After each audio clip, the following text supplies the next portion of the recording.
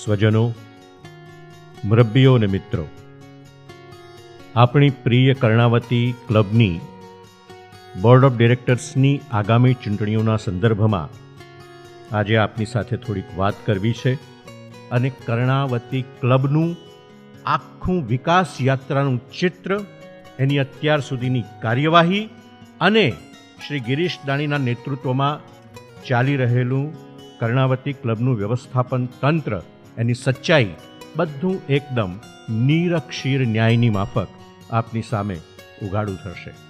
તો રજૂ કરીએ છીએ કર્ણાવતી ક્લબના પ્રેસિડેન્ટ શ્રી ગિરીશભાઈ દાણીનો ધારદાર ખુલાસો.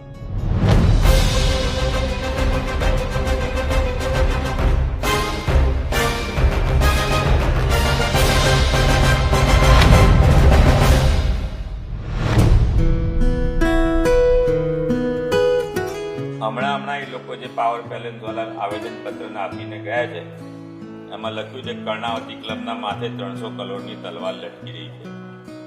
આ કયા આધારે લખ્યું છે મને ખબર નથી. હાઈકોર્ટનો કોઈ ઓર્ડર થયો નથી અને મનગઢત વાતો કરે છે અને આ લોકોને હાઇલાઇટ કરવા માંગુ છું.